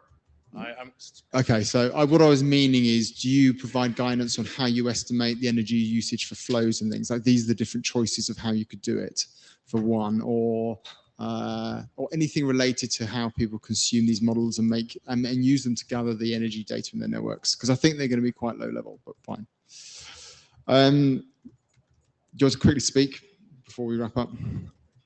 Just to comment on what Benoit was saying, I think the guidance at the device level is relatively clear, but there, as we were discussing before, the gap between the device and the network level, I think there we can provide more guidance on the gaps that will exist and things like this. That where guidance is really useful is more at the network level.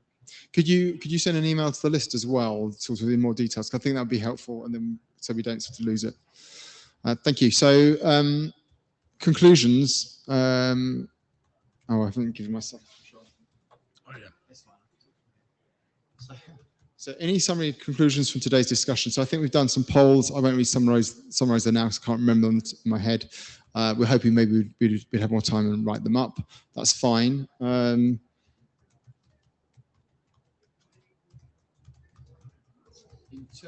In terms of next steps, what I propose, I haven't actually checked these with you, Diego, hope you agree with them. So we've got some liaison statements that came in. We need to look to see if there's anything we need to leverage from those, and routers offer to help look at those and things, which is great. We've got some documents that we want to try and do adoption polls for use cases and terminology, so we'll try and kick those off and progress those. So if you haven't read those, please do read them. We're hoping to make progress on the framework document. I don't think we'll do an adoption poll on that just yet, but hopefully that continues to progress, and maybe that's something we look at the next IETF meeting.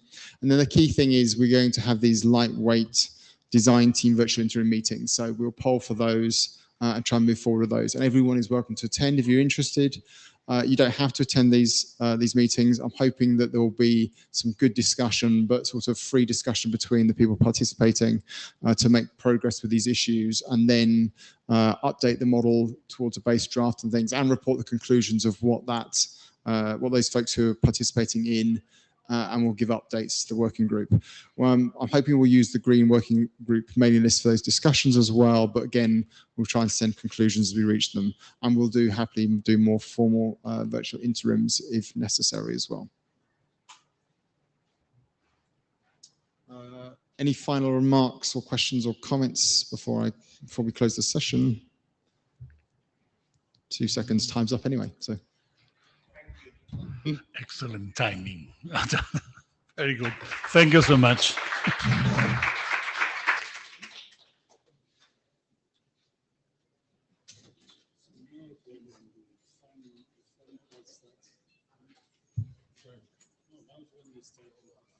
Yes,